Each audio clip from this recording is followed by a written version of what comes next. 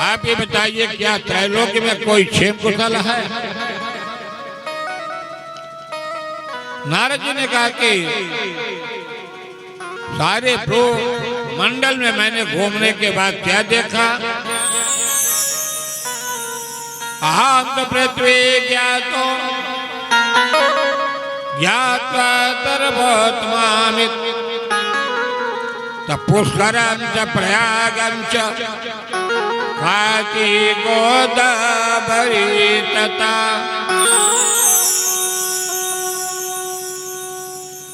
सारे भूमंडल में मैंने भ्रमण किया। पुष्कर गया, प्रयाग गया, काशी गया, गोदावरी गया, हरि क्षेत्र गया, कुरुक्षेत्र गया, रामेश्वरम गया, कहीं भी शांति नहीं मिलती है।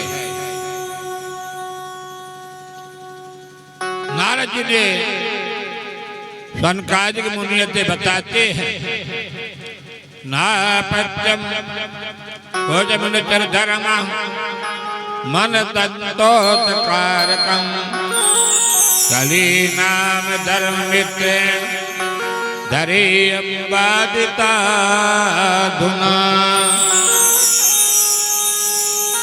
सबका मित्र कौन बने? कलयुग। कलयुग से कोई भी नहीं दिखा। आज देवक नारद जी सनकादिक मुनि से कहते हैं कि सारे संसार में कलयुग अपना साक्षी बना लिया।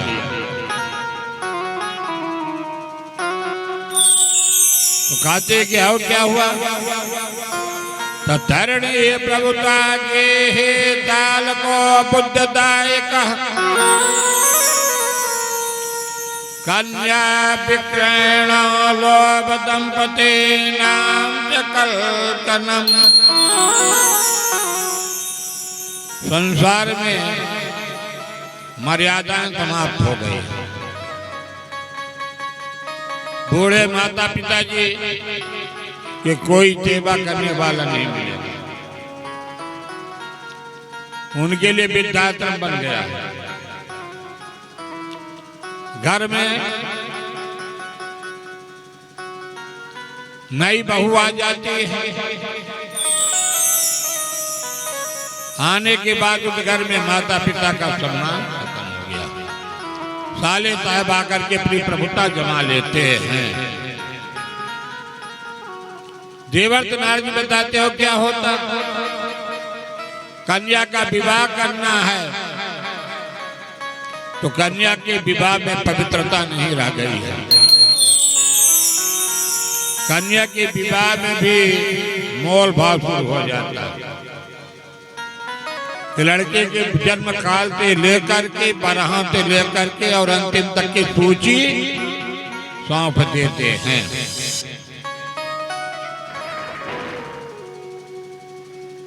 देवर्षि नारद जी ने ये भी बताया। तो देवर्षि नारद जी कहते किसी का दोष नहीं है, ये दोष इसका है, ये कलयुग अपना प्रभाव जमा लिया। कली नाम धर्मित्रेण धरेयम बाधिता धुना। कलयुग तभी को साक्षी बना लिया। तो देवर्षि नारद जी ने कहा कि प्रभु ऐसा कोई उपाय बताइए कि वो जो ज्ञान वैराग्य वृद्धावस्था में पड़े हैं, उन ज्ञान वैराग्य की चेतना कैसे आए। सत्कर्म तो जगोनो नम ज्ञान अज्ञात तेज बुझई। तो सनत कुमार जी ने बताया, नारद जी सत्कर्म यज्ञ कीजिए। हाँ भैया, मैंने तो सब कर्म किया, वेद सुनाया, वेदांग सुनाया, गीता सुनाया, पाठ सुनाया, कोई अंतर नहीं पड़ने वाला। कभी कभी आप लोग देखते हैं कि जितने भी जटिल मर्ज तो कभी कभी झोला छाप डॉक्टर कहता कि मैं इस मर्ज को ठीक कर सकता हूं। ठीक इसी प्रकार से सनकादिक मुनियों ने कहा कि आप एक श्रीमद् भागवत सप्ताह ज्ञान यज्ञ का आयोजन करिए और इस सप्ताह ज्ञान यज्ञ के आयोजन में जो भक्ति ज्ञान वैराग्य वृद्धावस्था पड़े हैं ये तभी चैतन्य हो जाएंगे, निरोग हो जाएंगे। तो देवर्षि नारद जी ने कहा कि भाई मैंने इतनी मेहनत करने के बाद कोई असर नहीं हुआ, भागवत में क्या रखा है? तो कहते भागवत में वो चीज रखा है कि भगवान कलयुग के महामंत्र महाऔषधि समस्त वेदों का सार, समस्त उपनिषदों का सार, जिस प्रकार से गायों को दोहन में दूध निकलता है ऐसे भगवान ने स्वयं नारायण ने ये समस्त वेदों को दुहा है। निगम कल्प तरोर गलिता में फलम सुखमित्रा द्रवमृत तैवतम पिबत भागवतम रत माल्यम मुरहो रसिका भुवि भावुका। ये ऐसा भागवत है जिसमें भगवान के नारायण रूपी नारायण के ब्रह्मा जी और ब्रह्मा जी थे देवर्षि नारद और देवर्षि नारद जी थे वेदव्यास, वेदव्यास थे सुखदेव जी थे राजा परीक्षित। और कलयुग में हम सभी आज एक महामंत्र महाऔषध को पान कर रहे हैं। अच्छा चलिए भाई आपकी बात मान लेता हूं। तो कहते कि भागवत कहाँ किया जाए? तो भागवत सबसे पहले हरिद्वार के प्रथम भागवत हुआ है जो आज उत्तराखंड का प्रथम द्वार बताया जाता है।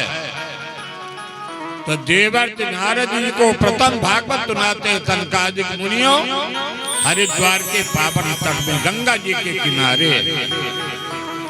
ऐसा क्यों किया? क्योंकि हमारे ऋषि मुनि जो जंगल में तपस्या कर रहे थे उनको भी भागवत सुनने को मौका मिलेगा। जो ऋषि मुनि मैदानी भाग में थे उनको भागवत सुनने को मौका मिलेगा।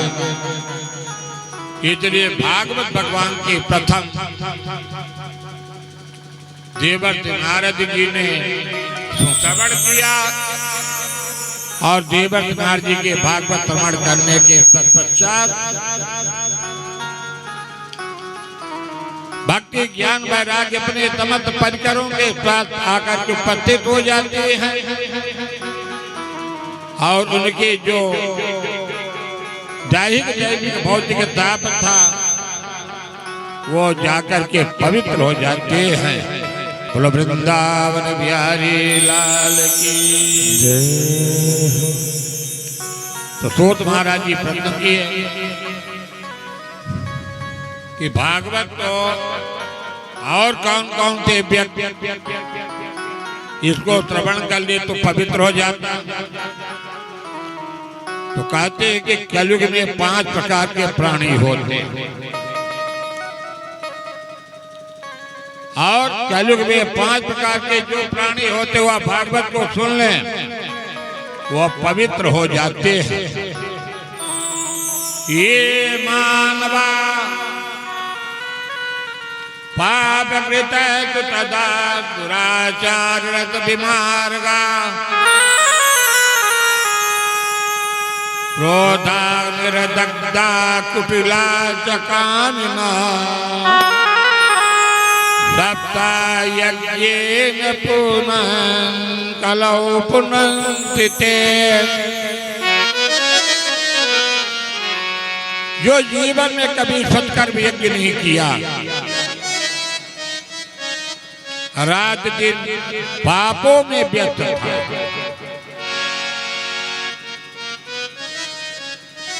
क्योंकि जीवन में 5 प्रकार के पाप, बहुत बड़े पाप बताए जाए। पहला, जो जीवन में कभी सत्य नहीं बोला। आज का युग मोबाइल इंडिया है, तो 100% कोई भी सच बोलने वाला नहीं। जो अपने माता पिता को सेवा नहीं किया, सबसे बड़ा जो साथ नशा शराब, ये 5 प्रकार के पाप सबसे बड़े दोष होते हैं। इन पाप को दूर करने का साधन एक ही है कलयुग में भगवान का हरि भजन, भगवान की कथा भागवत, भगवान की कीर्तन। ये कलयुग में सबसे बड़ा साधन बताया गया है। क्योंकि 5 प्रकार के जो व्यक्ति बताए गए हैं ऐसे भगवान के सुंदर। हो कर लो भजन की कमाई, तब क्या है भरोसा इस देह की।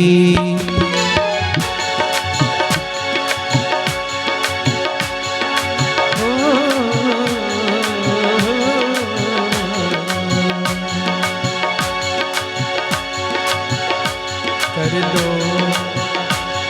लो भजन की कमाई, क्या है भरोसा इस देह की।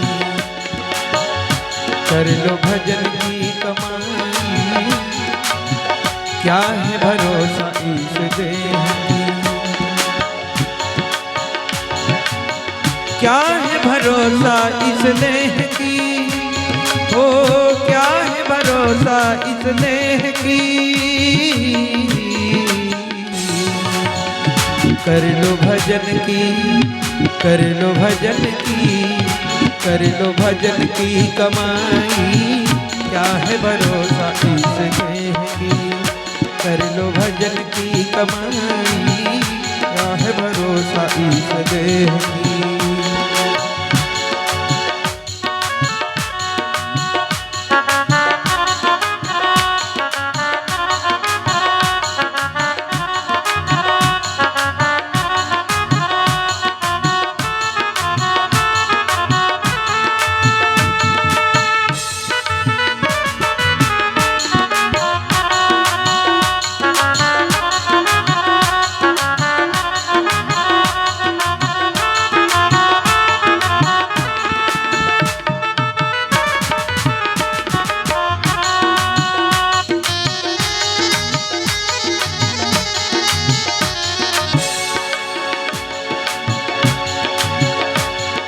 सांस पवन का अंदर भीतर रहता आना जाना, सांस पवन का बाहर भीतर रहता आना जाना। बाहर का बाहर रह जाए, हो बाहर का बाहर रह जाए, पल का नहीं ठिकाना। कि काया किस काम आई, ये काया किस काम आई, क्या है भरोसा इस देह की। कर लो भजन की कमाई, क्या है भरोसा इस देह